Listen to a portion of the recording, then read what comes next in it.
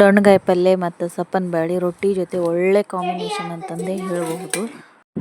ಉತ್ತರ ಕರ್ನಾಟಕದ ರೆಸಿಪಿ ನೋಡಾಕತ್ತಿರುವ ನನ್ನ ಎಲ್ಲ ವೀಕ್ಷಕರಿಗೂ ನಿಮ್ಮ ಮನೆ ಮಗಳು ಪ್ರತಿಭಾ ಗೋಕಾವಿ ಮಾಡುವ ನಮಸ್ಕಾರಗಳು. ನಾನಿಲ್ಲಿ ದೊಣ್ಣಗಾಯಿ ಪಲ್ಯ ಹೇಗೆ ಮಾಡೋದು ಅಂತ ನಿಮಗೆ ತಿಳಿಸ್ಕೊಡ್ತೀನಿ. ದೊಣ್ಣಗಾಯಿ ಅಥವಾ ದಪ್ಪ ಮೆಣಸಿನಕಾಯಿನ ನಾನು ಮೊದಲಿಗೆ ಇಲ್ಲಿ ತೊಳೆದು ಸಣ್ಣದಾಗಿ ಹೆಚ್ಚಿಟ್ಕೊಂಡಿದ್ದೀನಿ. ಹೆಚ್ಚಿಟ್ಕೊಂಡಿರುವಂತಹ ದೊಣ್ಣೆ ಮೆಣಸಿನ್ಕಾಯಿನೆಲ್ಲ ಒಂದು ಪಾತ್ರೆಯಲ್ಲಿ ಹಾಕಿ ಹುರ್ಕೊತಾ ಇದ್ದೀನಿ. ಮೊದಲಿಗೆ ಈ ರೀತಿ ಹುರ್ಕೋಬೇಕು, ಇಲ್ಲಾಂದರೆ ತುಂಬ ಖಾರ ಆಗಿಬಿಡ್ತೈತೆ. ಖಾರ ತಿನ್ನೋದಿಲ್ಲ ಅನ್ನೋವರು ಅದರಲ್ಲಿರೋ ಬೀಜವನ್ನು ಹೆಚ್ಚಿಕೊಳ್ಳುವಾಗಲೇ ತಕ್ಕೋಬಹುದು. ನಾನಿಲ್ಲಿ ಬೀಜಗಳನ್ನು ತೆಗೆದಿಲ್ಲ, ಹಾಗೆ ತೊಗೊತಾ ಇದ್ದೀನಿ. ಬೀಜ ತೆಗೆಯೋದ್ರಿಂದ ಸ್ವಲ್ಪ ಖಾರ ಕಡಿಮೆ ಆಗುತ್ತೆ, ಅದಕ್ಕಾಗಿ ಬೀಜ ತೆಗಿಬಹುದು. ಈ ಮೆಣಸಿನ್ಕಾಯಿನ ತುಂಬ ಚೆನ್ನಾಗಿ ಹುರ್ಕೋಬೇಕು, ಕಪ್ ಆಗೋ ಮಟನೂ ಹುರಿಬೇಕು.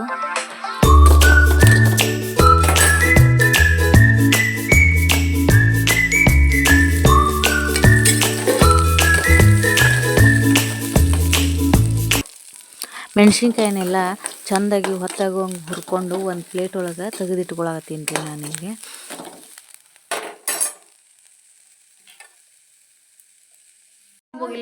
ನಾನಿಲ್ಲೇ ಒಂದು ಕಡಾವ್ಯಾಗ ಒಂದು ಸ್ವಲ್ಪ ಎಣ್ಣೆ, ಸಾಸಿವೆ ಮತ್ತು ಜೀರಿಗೆ ಸ್ವಲ್ಪ ಹಾಕ್ಕೊತೀನಿ. ಜೀರಿಗೆನ ಮತ್ತೇನಂದ್ರೆ ಒಂದು 4 ಹೆಸರು ಬೆಳ್ಳುಳ್ಳಿನ ಜಜ್ಜಿ ಹಾಕ್ಕೊತೀನಿ ರೀ. ಹಿಂಗೆ ಬೆಳ್ಳುಳ್ಳಿ ಜಜ್ಜಿ ಹಾಕ್ಕೊಳ್ಳೋದ್ರಿಂದ ಸ್ವಲ್ಪ ಟೇಸ್ಟ್ ಜಾಸ್ತಿ ಬರ್ತೈತಿ ಯಾವುದೇ ಅಡುಗೆಗಾಗಲಿ.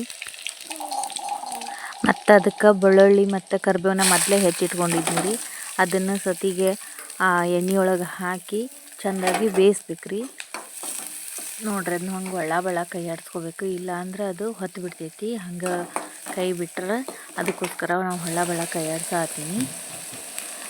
ಯಾರೆಲ್ಲ ನನ್ನ ವೀಡಿಯೋನ ಫಸ್ಟ್ ಟೈಮ್ ನೋಡಾತ್ತೀರಿ, ನನ್ನ ವೀಡಿಯೋಗೆ ಲೈಕ್ ಮಾಡಿರಿ, ಶೇರ್ ಮಾಡಿರಿ ಮತ್ತು ಸಪೋರ್ಟ್ ಮಾಡಿರಿ, ಸಬ್ಸ್ಕ್ರೈಬ್ ಆಗಿರಿ. ನೋಡಿರಿ, ಹಿಂಗೆ ಚೆಂದಾಗಿ ಕೈ ಆಡಿಸ್ಕೋಬೇಕು. ಅದನ್ನೀಗ ನಾನು ಅದಕ್ಕೆ ಮೊದಲೇ ಟಮಾಟೆ ಹಣ್ಣು ಹೆಚ್ಕೊಂಡು ಇಟ್ಕೊಂಡಿನಿ. ಟಮಾಟೆ ಹಣ್ಣು ಬೇಡ ಅಂತ ಅಂದ್ರೆ ಸ್ವಲ್ಪ ಲಿಂಬೆಹಣ್ಣಿನ ರಸನೂ ಲಿಂಬೆಹಣ್ಣಿನ ರಸ ಅಥವಾ ಹುಣಸೆ ಹಣ್ಣನ್ನು ಹಿಂಡ್ಕೋಬೋದು. ನಾನಿಲ್ಲೇ ಒಂದು ಅರ್ಧ ಟಮಾಟೆ ಹಣ್ಣು ಹಾಕ್ಕೊತಾ ಇದ್ದೀನಿ.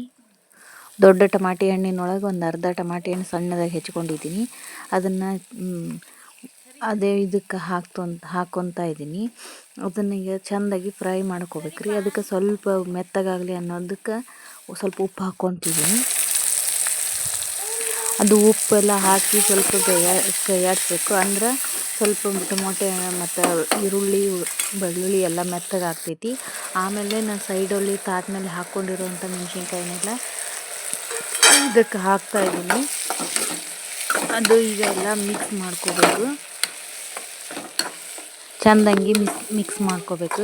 ಹಂಗೆಲ್ಲ ಮಿಕ್ಸ್ ಮಾಡಿಕೊಂಡು ಅಷ್ಟು ಫ್ರೈ ಆಗೋ ಮಟ್ಟ ಬಿಡಬೇಕು. ಆಮೇಲೆ ನಾನು ಇದಕ್ಕೆ ಸ್ವಲ್ಪ ಅರಿಶಿನ ಪುಡಿ ನೋಡ್ಕೊಂಡು ಹಾಕ್ಕೊತೀನಿ.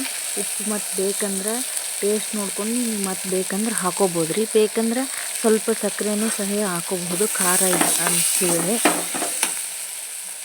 ಎಲ್ಲ ಮಿಶ್ರಣನೂ ಈಗ ಸ್ವಲ್ಪ ಬೇಯತೈತಿ. ಆಮೇಲೆ ಸ್ವಲ್ಪ ಹೊತ್ತದೇ ಇರಲಿ ಅನ್ನೋ ಉದ್ದೇಶಕ್ಕೆ ಸ್ವಲ್ಪ ನೀರು ಹಾಕ್ಕೊಂಡು ಅದನ್ನು ಬೇಯಕ್ಕೆ ಬಿಡತ್ತೀನಿ ರೀ. ಈಗ ನಾನು ಈ ರೀತಿ ಒಂದು 2-3 ಸತಿ ಕೈ ಆಡಿಸ್ಕೊಂಡು ಚೆಂದಾಗೆಲ್ಲ ಫ್ರೈ ಆಗೋ ಮಟ್ಟ ಬಿಡಬೇಕು. ಈ ರೀತಿ ಫ್ರೈ ಆದ್ರೆ ಪಲ್ಯನೂ ಟೇಸ್ಟ್ ಬರ್ತೈತಿ ಮತ್ತು ಮೆತ್ತಗೆ ಬರ್ತೈತಿ. ಇಲ್ಲಾಂದ್ರೆ ಮೆಣಸಿನ್ಕಾಯಿ ಬೆಂದಿರೋದಿಲ್ಲ, ಸರಿಯಾಗಿ ಟೇಸ್ಟ್ ಬರೋಲ್ಲ. ಮತ್ತು ಲಾಸ್ಟಿಗೆ ಫೈನಲಾಗಿ ನಾನು ಗುಟ್ರೋಳ ಪುಡಿ ಅಂದರೆ ಹುಚ್ಚೆಳ್ಳಿನ ಪುಡಿಯನ್ನು ಹಾಕ್ಕೊತಿದ್ದೀನಿ. ಮತ್ತು ಇದಕ್ಕೆ ಸ್ವಲ್ಪ ಕೊತ್ತಂಬರಿಯನ್ನು ಹಾಕ್ಕೊಂಡ್ಬಿಟ್ರೆ ಮುಗಿದೋಯ್ತು. ರುಚಿಯಾದ ದೊಣ್ಣಗಾಯಿ ಪಲ್ಯ ರೆಡಿ ಆಗ್ತೈತಿ. ಇದಕ್ಕೆ ಸಪ್ಪನ ಬ್ಯಾಳಿ ಅಂತೂ ಒಳ್ಳೆ ಕಾಂಬಿನೇಷನ್ ಅಂತ ಹೇಳ್ಬೋದು. ಅದು ಖಾರ ಇದು ಸಪ್ಪಾಗಿರುತ್ತೆ, ಭಾರಿ ಟೇಸ್ಟಾಗಿ ಬರುತ್ತೆ. ನಮ್ಮ ಉತ್ತರ ಕರ್ನಾಟಕ ಮಂದಿಗೆಲ್ಲ ಆಲ್ಮೋಸ್ಟ್ ಅಲ್ಲಿ ಎಲ್ಲರಿಗೂ ಗೊತ್ತಿರ್ತೈತಿ ದೊಣ್ಣಗಾಯಿ ಸಪ್ಪನ ಬ್ಯಾಳಿ ಒಳ್ಳೆ ಕಾಂಬಿನೇಷನ್. ರೊಟ್ಟಿಗಂತೂ ಹೇಳಿ ಮಾಡಿಸ್ದಂಗಿರ್ತೈತಿ. ಸ್ವಲ್ಪ ದೊಣ್ಣಗಾಯಿ ಒಳಗೆ ಸ್ವಲ್ಪ ಎಣ್ಣೆ ಅಥವಾ ತುಪ್ಪ ಹಾಕ್ಕೊಂಡು ಸಪ್ಪನ ಬ್ಯಾಳಿ ಒಳಗೆ ರುಚಿಗೆ ತಕ್ಕಷ್ಟು ಉಪ್ಪು ಹಾಕ್ಕೊಂಡು ರೊಟ್ಟಿ ಜೊತೆ ತಿಂತಾಯಿದ್ರೆ ಸ್ವರ್ಗ.